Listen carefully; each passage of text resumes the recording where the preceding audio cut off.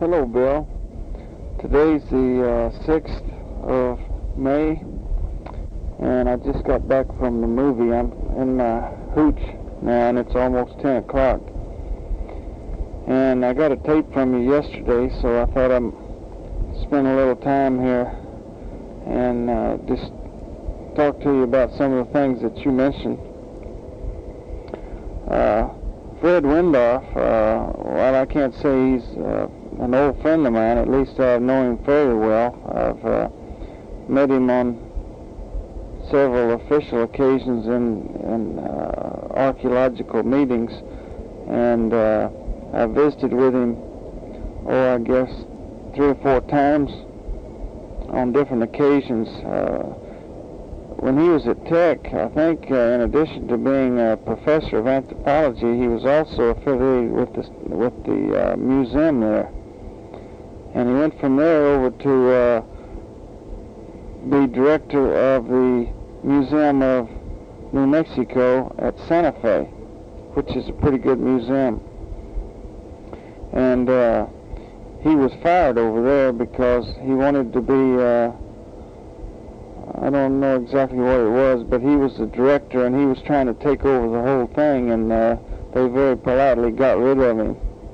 And from there he went to SMU, where he got on the Aswan Dam project.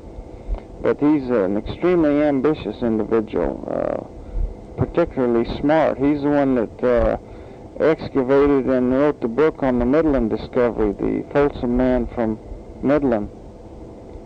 And he's got a number of books out on archaeology and anthropology both. But I haven't seen him in several years.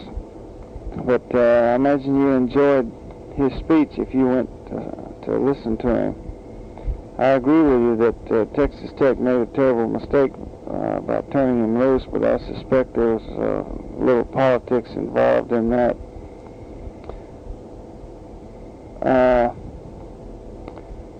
Last time you sent me a tape, you discussed in detail the Yellow House Ranch and so forth.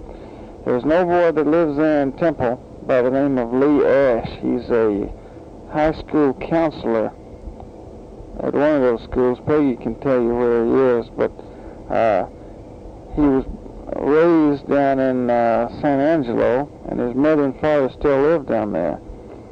He and I went out to the Yellow House Ranch and Associated Complex one Sunday afternoon when the wind was blowing, and this was long before I met you. I've flown over that country extensively out there, and the lakes that you mentioned we call illusion lakes. They only have water in them during the rainy season. They're alkali lakes, both of them. The only lake out there that has any water in it, I forget the name of it now, freshwater I mean, is over toward Littlefield. I'm trying to think of the name of it. I remember I always used to see water skiers out on that lake when I'd fly over it. It's almost an egg-shaped lake, real nice blue water. But the illusion lakes, in the old days, from reading the Carter book, the water had to be pretty bad before those old boys would drink it. But I'll guarantee you the water out of that illusion lake was pretty bad. I guess it was wet, and that was the most requisite for drinking, more so than taste, I'm sure. But anyway, we went up and knocked on the door like you did, and probably met the same old boy, the foreman.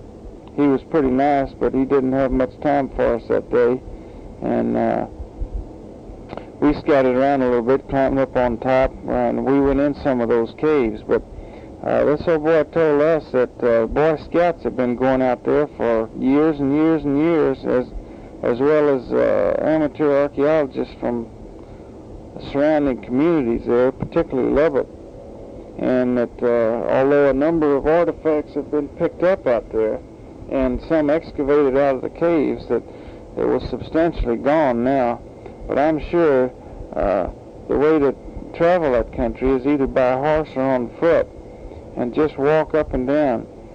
Now, what Lee and I did after we talked to him, went out to the road south there and got on the highway and climbed up on top of the hill and parked, and then we walked south probably a mile or 2 miles out across there, just looking around for rocks and arrowheads and signs of camps and pottery and so forth. And as I recall, I don't think we found anything, but I enjoyed the trip, and one of these days I'd like to ride horseback across that country.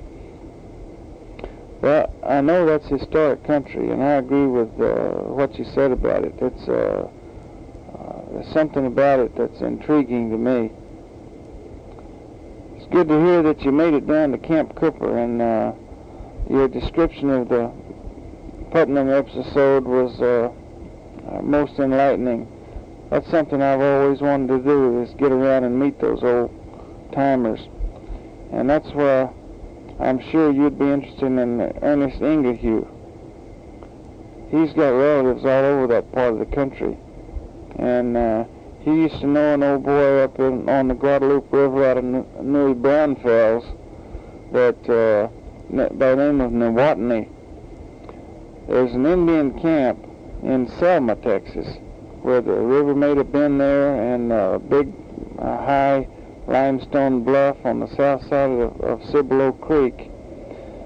And in 1926 or so, during the WPA days, old Newatney hired something like 50 Mexican laborers and went into this Indian camp and dug it up, looking for arrowheads and spear points and so forth. And I heard that he took 75,000 out of this Indian camp. Ernest Inglehue used to know this guy. He's dead now, but when I got to Randolph Field in 1956, I used to scout out looking for these places, and I came upon old Newatney by accident. And he lived in an old wooden house up on the Guadalupe River. It was a real nice, quaint little old place. He had a lot of money. As a matter of fact, he told me when I saw him, he was, I guess he was in his middle 80s.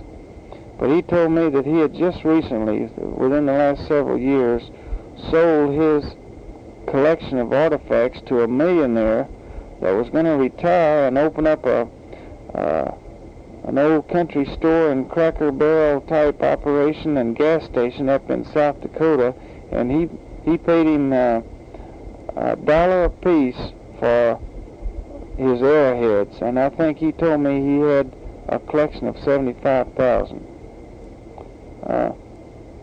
But he was the fellow that I told you about one time, as I recall, that whose father was in the outfit that marched Geronimo from, I don't remember whether it was from Arizona to Fort Sill to Fort Sam Houston, or whether they went from Arizona straight to Fort Sam Houston. Anyway, his father was in that troop of cavalry that was involved in that, and old Newatney had Geronimo's canteen, a rifle, and I don't know what all he had, but he had 5 or 6 relics from Geronimo.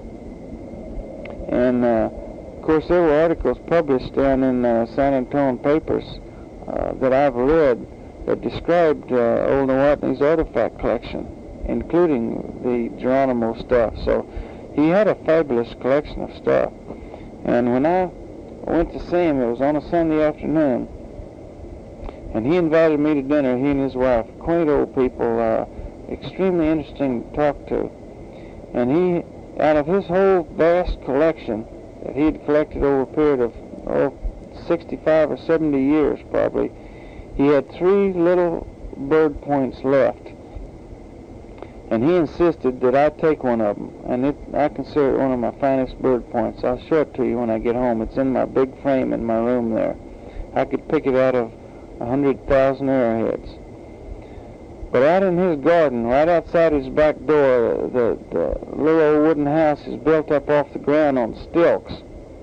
And you walk down about 6 or 7 steps, because it is the lowlands of the Guadalupe River there. And you walk out into a sandy loam garden where at one time a creek converged on the Guadalupe River. And every place, of course, where one river or a creek runs into another one at an angle, you have a sandy loam beach at the arrowhead there where the two creeks meet. And Old Whitney told me that without exception in the state of Texas, you can dig where these two creeks come together in the sand and you'll find Indian burials. And he said when he bought this property many years ago, he knew that when he started building his house and putting his garden in, that he was going to find Indian skeletons in that garden. And sure enough, he dug them up, and there were, I don't remember how many he said, but there were a number of them in there. So he was satisfied that he had found them, and he buried them back and put his garden right on top of them. And it was a real interesting tale that he had to weave for me there. I enjoyed it. One of these days I'll take you down that Guadalupe River and we'll drive up and down it, and I'll point out to you the old Indian camps that Nowotny showed me. He also mentioned several that were across the river, and there's no bridge along there any place, and to get to it from the other side you have to drive through an old caliche pit area owned by some mining company, and they won't allow anybody to go in there. But he said for years he's been crossing the river there. He said he'd take his pants off and wade across the river about waist deep and put his pants on and walk up this little old creek about half a mile or so and dig in a beautiful Indian camp up there. And I know exactly where it is, although I've never been there. One of these days we'll go down there and take a look at it. But getting back to Ernest Ingehew, I'm of course as interested in that Mackenzie stuff as you are, thanks to you, but I'm going to write Ernest here one of these days and ask him what he's got exactly. And if you ever get down that way, be sure and go see him. As a matter of fact, you might just drop him a note sometime when you get a minute. And maybe since he's not doing anything, he's retired with plenty of money, maybe he'll be coming through Lubbock on one of his forays. I know he goes to Mexico City at random there, I think about twice a year ordinarily. The caboose sounds great, but like you say, I don't know how you'd ever move the thing, but it'd be a tremendous thing to have out parked someplace out in front of the museum or out on the side. Gee, Christmas, boy, what a game room or a den or even something for the kids to play on. You could fix it up and paint it and restore it, and you'd really have something. I wish you'd think about buying it with all your vast resources and connections there. I'm sure you could work a small deal like that. I envy you the trip to Camp Cooper, but maybe we can wander back down there when I get home. My mind's absolutely made up that when I get back, I want to take a trip down to Fort Clark at Bracketville. The only time I was there, of course, was before Peggy and I were married. And Peggy's got some old pictures that we took down there. Sometime when you're over there, you might ask her to drag them out. We were young people in those days, and that was a fascinating place for us. Peggy's mother's sister married King Brown, who was one of the Brown and Root Browns that owned 3/4 of Texas, the Gunner Hotel, the Driscoll Hotel, Fort Clark, and I don't know what all. They build dams and pipelines for 2,000 miles and that kind of stuff. Of course, they all live in Houston, and they just about run Houston politics and even state and federal politics. But we can go down there anytime we want to and stay as long as we want. They've done a tremendous job of restoring those old barracks and different buildings down there. And of Of course, you know what it's like around Fort Clark. The cemetery there, I've got to see now that old John Charlton is buried there, and get some pictures and do some scouting around that country. The creek that runs through there is spring-fed, and it's beautiful, clear, cool water, and the fish are something fabulous in that creek.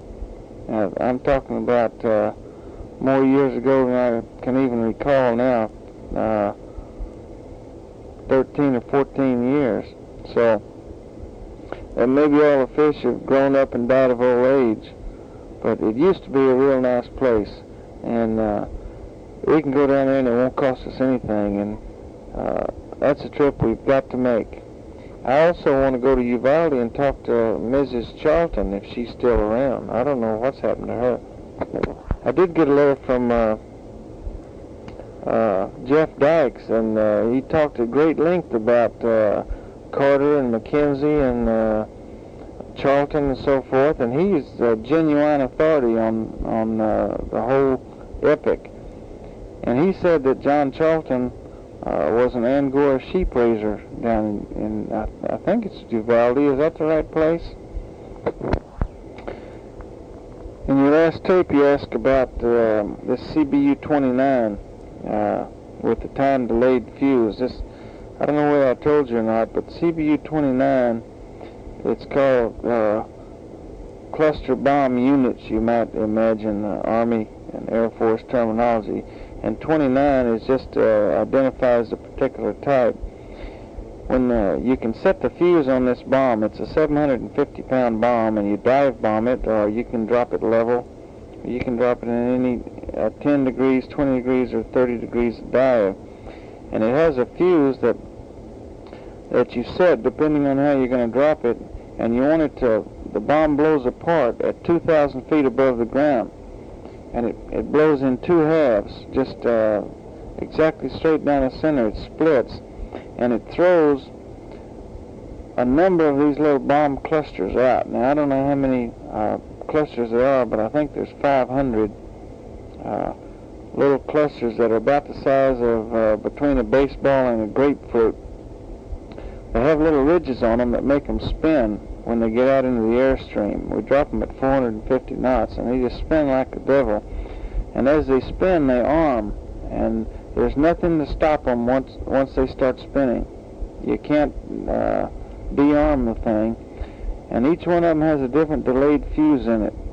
They start blowing, of course, as soon as they hit the ground, but the delayed fuse makes them blow for 5,400 seconds, which is an hour and a half. 90% of them have blown in an hour and a half, and the other 10% blow in the next 30 minutes. And it's a tremendous thing to watch. Extremely fun to drop because of the fireworks. Looks like Chinese New Year's or something. The explosive charge in them is tritonol, which is much more powerful than nitroglycerin or anything. It's what all our weapons over here have in them, tritonol. The 750-pound and 1,000-pound bombs with delayed fuses really make a hole in the ground. Now, I've got slow-motion pictures of what these things do. You release these bombs at 450 knots, and it's traveling about 500 knots when it hits the ground. And if you drop it at a 30-degree dive angle at 450 knots, the thing drops 7 degrees by gravity before it hits, so it touches down at 37 degrees from the vertical, and no, it's 37 degrees from horizontal, of course. And with a .025 delayed fuse, it goes in 15 feet before it explodes. That's traveling at just under 850 feet per second. And if it's delayed at .01 delay, then it goes in about 8 feet. But you can imagine a 750-pound bomb, and 65% of its weight is tritonol. The rest of it is fragmentation. It just flat blows up the countryside. And I've looked real close at these things when they blew a number of times, And if it hits a tree, say 3 feet in diameter, it'll absolutely splinter the thing. Sometimes you'll see a piece that's, maybe the size of a wash tub, and it'll blow up, 1,000 feet in the air. It's unbelievable the power that these things have.